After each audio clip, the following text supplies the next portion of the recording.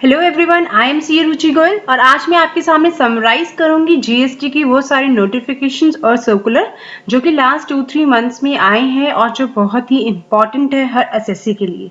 तो आइए चलते हैं उन नोटिफिकेशंस और सर्कुलर्स की तरफ। उससे पहले अगर आपने मेरा चैनल अभी तक सब्सक्राइब नहीं किया है तो इस चैनल को सब्सक्राइब जरूर कीजिए, क्योंकि हम हमेशा आपको इंपॉर्टेंट नोटिफिकेशन देते रहते हैं टाइम टू टाइम और ये आपके लिए बहुत जरूरी भी है। आप खुद भी देखिए, शेयर कीजिए, लाइक कीजिए और सब्सक्राइब कीजिए।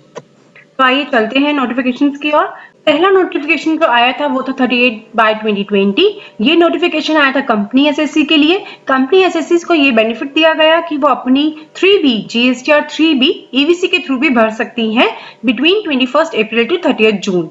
पहले कंपनी एसएससी सिर्फ डिजिटल सिग्नेचर से ही रिटर्न भर सकता था। बाद में लॉकडाउन के दौरान ये फैसिलिटी दी गई कि एक कंपनी एसएससी अपनी 3B ईवीसी के थ्रू भी भर सकता है। कोड जनरेट होगा और आप उस कोड से रिटर्न भर सकते हो, जैसे कि बाकी एसएससी करती हैं। बाद में इसी नोटिफिकेशन में एक और नोटिफिकेशन आया, अपडेट आया उसके ऊपर कि एक 3B के साथ साथ आप जीएसटीआर 1 भी भर सकते हो ईवीसी। एक कंपनी एसएससी अपनी 3B as well as GSTR 1 EVC के 3B भर सकता है। दोनों ऑप्शंस अवेलेबल है उस कंपनी एसएससी को। वो अगर चाहे तो डिजिटल सिग्नेचर यूज कर सकता है, वो चाहे तो ईवीसी के थ्रू भी भर सकता है। इसी के साथ साथ एक और पॉइंट भी इसमें कवर किया गया कि अगर आप कोई एसएससी है और आपकी निल जीएसटीआर 3B रिटर्न है, मतलब आपकी जीएसटीआर 3B रिटर्न में कोई डेटा नहीं है, निल रिटर्न है, तो आप एसएमएस के थ्रू भी वो रिटर्न भर सकते हो। और बाद में ये इसी को अपडेट करते हुए नोटिफिकेशन आया जिसमें डेट स्पेसिफाई कर दी गई कि ये फैसिलिटी आपको 8 जून 2020 से अवेलेबल है। तो ये था फर्स्ट नोटिफिकेशन। इसमें और भी 2-3 नोटिफिकेशन इसी के अंदर इंक्लूडेड है।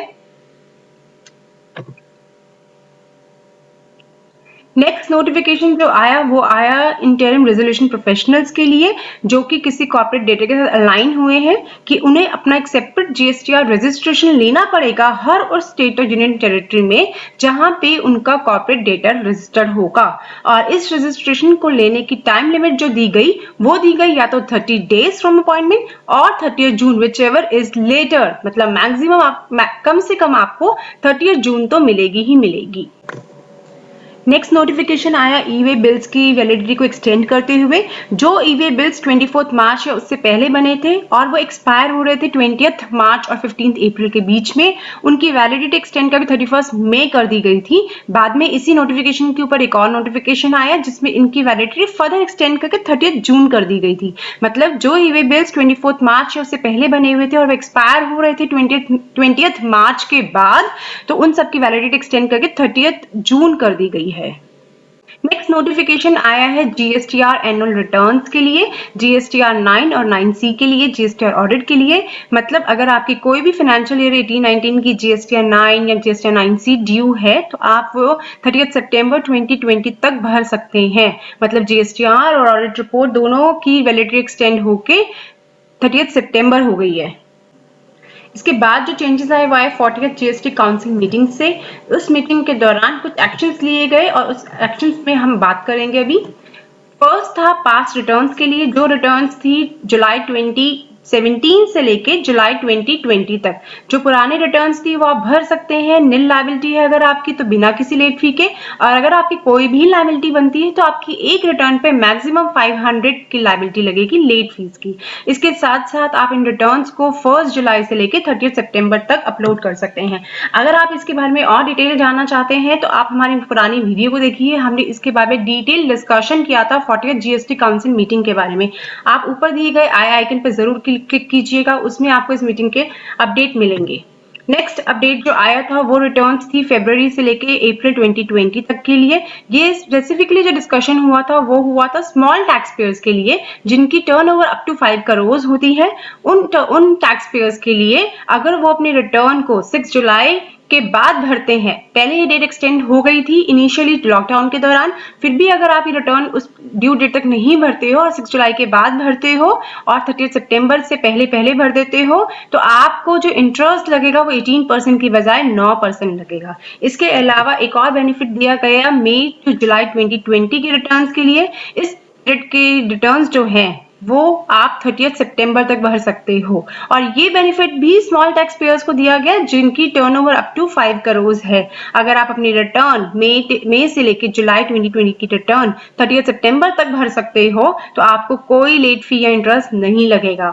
इसके साथ साथ एक और बेनिफिट दिया गया revocation of cancellation of registration का। अगर आपका रजिस्ट्रेशन किसी भी रीजन से कैंसिल किया गया था तो आपके पास अपॉर्चुनिटी रहेगी टिल 30 सितंबर इसे रिवोक कराने की। मतलब अगर आपका रजिस्ट्रेशन जो है 12 जून तक कैंसिल हुआ था तो आपके पास अपॉर्चुनिटी है 30 सितंबर तक उसको रिवॉक कराने की, अपना कैंसिलेशन कैंसिल करवा सकते हैं।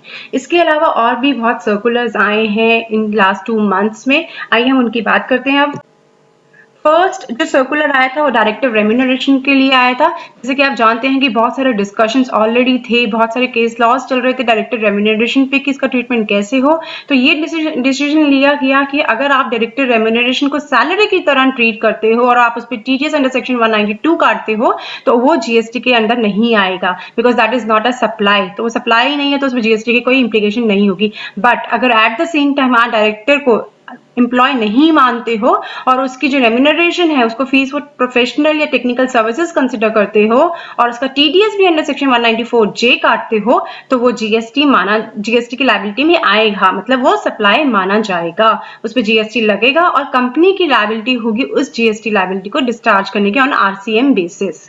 तो ये आया था circular on directors remuneration. Next जो अपडेट आया वो आया इनपुट टैक्स क्रेडिट पे। जैसे कि आप जानते हैं रूल 36(4) के अकॉर्डिंग आईटीसी आप तभी क्लेम कर सकते हैं अगर वो आईटीसी आपका जीएसटीआर 2A में रिफ्लेक्ट हो रहा होगा। लेकिन फिर ये सर्कुलर आया जिसके थ्रू अगर आपका आईटीसी जो है वो रिलेट करता है इनवॉइसेस और डॉक्यूमेंट पर्टेन करता है आपके इंपोर्ट्स को, आईएसडी इनवॉइसेस को और inward supplies liable to RCM को, तो भी आप इन सब पे रिफंड क्लेम कर सकते हैं। मतलब रूल 36(4) तब नहीं रीड किया जाएगा अगर आपका 2A में रिफ्लेक्ट नहीं हो रहा है तो भी आप रिफंड या आईटीसी क्लेम कर सकते हैं। तो ये सब सर्कुलर्स बहुत इंपॉर्टेंट थे आपके लिए, इसीलिए आज हमने आपके साथ डिस्कस किए। इसी तरह आप हमारे साथ बने रहिए और मेरे चैनल को लाइक एंड सब्सक्राइब भी जरूर कीजिए क्योंकि हम हमेशा आपके साथ इंपॉर्टेंट अपडेट शेयर करते रहते हैं और टाइम टू टाइम अपडेट रहने के लिए बेल आइकन को भी जरूर प्रेस किए सो दैट कि जैसे ही कोई अपडेट आता है तो आपको नोटिफिकेशन जरूर मिले। Thank you.